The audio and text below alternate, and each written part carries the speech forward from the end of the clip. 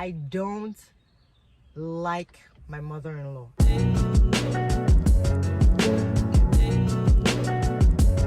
Oh my goodness. Married women in the building. Let me see you. We're waiting for all the married people. Nobody told, so you guys were keeping all of this to yourselves. Nobody said anything about this part. I mean, I heard a lot of parts to married, but nobody told me this part. Nobody told me this part. Anyway, guys, before we get into the meat of today's video, like you already know what time it is, you know what topic we have for today. But before we get right into it, if you're not yet subscribed to this channel, click the subscribe button and join the family. And you know you are not subscribed yet if your subscribe button is red. So go ahead, check that little red thing on the bottom right corner and click that subscribe button. And also like this video, share with your friends if you find it entertaining, if you find it informative. So go ahead and let's get into it, guys. This video is for the married women. We're talking today. Today's our day. I've had this on my mind for quite a while now, and I said I have to do this video today. So married women in the building. Anyway, let me take you guys back to when I was still living in Nigeria. I don't even think that I was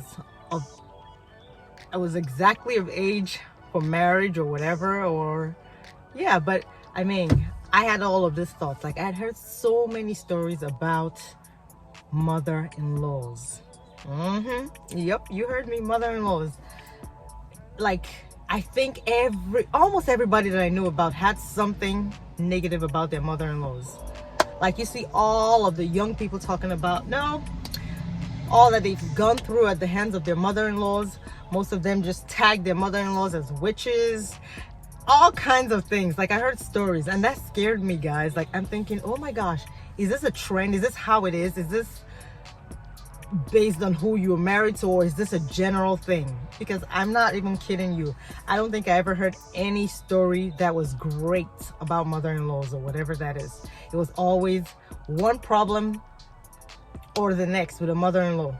How the mother-in-law just poisoned their husband's heart and the husband just turned against them, or how the husband always takes sides with the mother-in-law, whatever his mother says, oh that's it, or how the mother-in-law is always putting pressure on her.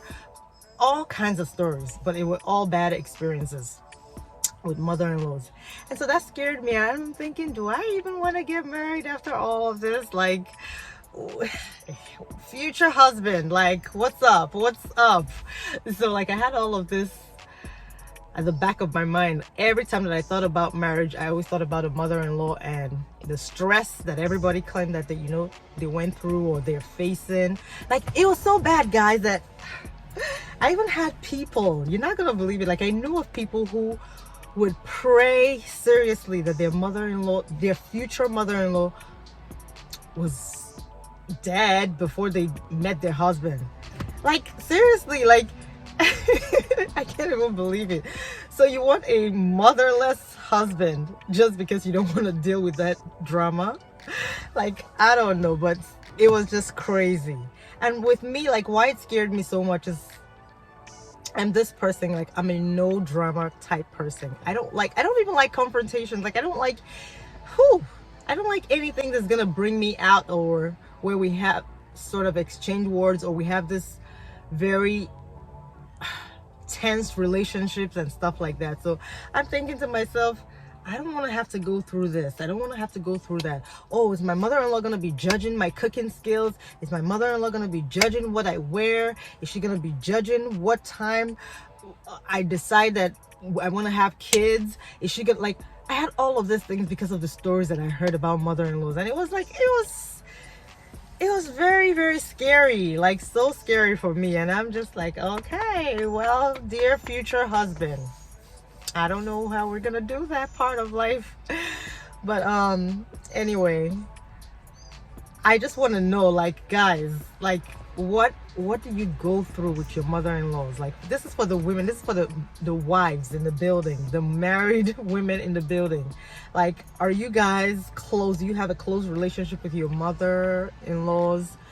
Do you like them? Do they like you? Like, what is the dynamics like? What's up? I like to hear all those stories because I feel like I've only heard stories from one part of the world. Yeah, that's another thing, because I don't know how it is like outside of like Nigeria, or I didn't know what it was outside of Nigeria. All the stories that I'd heard, all the stories that had shaped me in a way, like, you know, concerning marriage, or my thoughts that I just feel like they were all stories from Nigerians. But I don't know what it is, if it's a general thing or if it's something that is just common in Nigeria. But, well, let me know what you guys think about your mother-in-laws. Do you adore them? Do they adore you? Like, what is I just want to know. But anyway, this video is actually for me to talk about my mother-in-law. Like, you see, like I know this title, guys, but hey, you guys like story too. Hey, geez, you guys are still here waiting for this, my part of the story that I'm about to share. Anyway, let's get into it.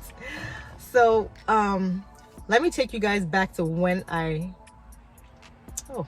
think this story will not be complete until I tell you guys, give you a backstory. So just get ready, be patient with me, guys. I know you want to hear this gist. Anyway, so when my husband and I first started going out, when we started getting serious and all of that, he wanted me to talk to his mother because we were still in school. And he wanted me to talk to his mother on the phone. There was this day he wanted me to just, you know, talk to her. And I was so scared. Like, this was just like an easy conversation. It wasn't even like marriage conversation. It was just a conversation. And I was so scared. I said, nope, I did not want to talk to her. And he kept telling me, like, it's okay, blah, blah, blah. You know, you'll be fine. She's nice. You know, you could talk to her. And I was like, no, no, no. Like, I don't want my first interaction with her to be over the phone. Like, I want to make a good impression. Like, I don't want it to be like, well, she just already ruled me out because maybe she didn't like my voice, or she thought like I was rude. Like, you know how those things you could just misinterpret people when you can't see them and stuff like that. Like, it's kind of the same thing like when you send text messages. Sometimes the tone in the message may not even be what you are trying to convey. So I didn't want that kind of mix up, and I'm like, I don't want to talk to her. But he was like, it's okay. And then finally he said, okay, if you don't feel comfortable, you know, talking with her right now, I know someone that you could talk to from the family that's gonna ease you into the family, sort of. And you could talk to my grandma.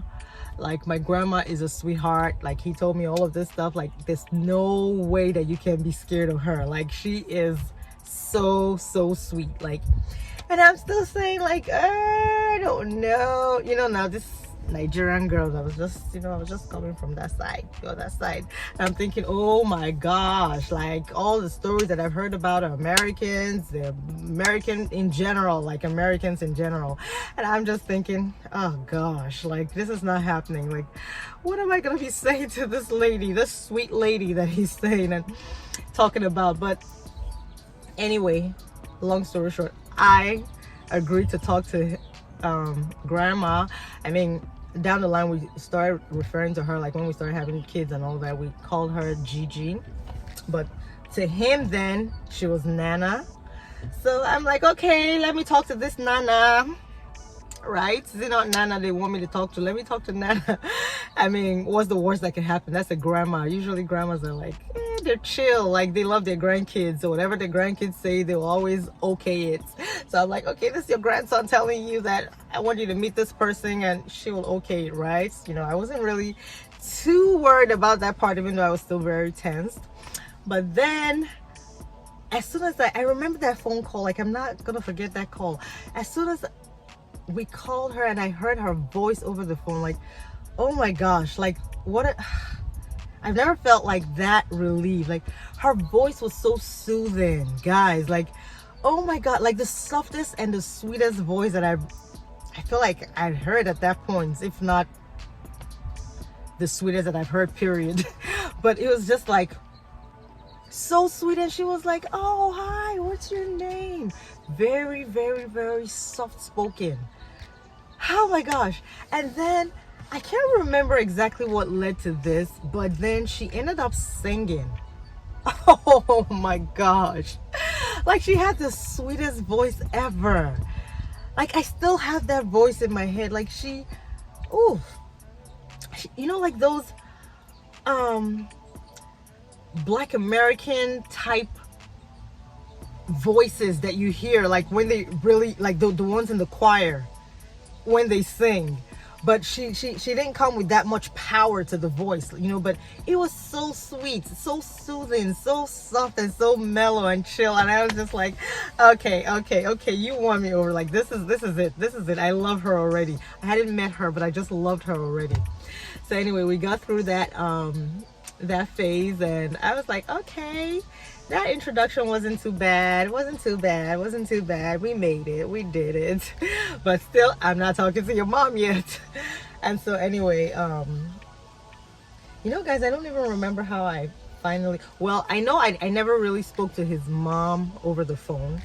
So there was this day that we decided, I think this was a holiday. It was Thanksgiving, one Thanksgiving. And then he decided, normally I, like, around Thanksgiving or Christmas or something, my normal style would be to always go back to Nigeria. So I was always home like December up until the New Year in Nigeria. But this year I decided that I was staying back because I wanted to go over to see his family. And so that was like my first trip ever, going over to his family. And I'm like, oh my gosh, like my heart was like racing. It was racing. Like, we were going to New York to go see his family, and we were going to be staying with his mom. Like, I was like, okay.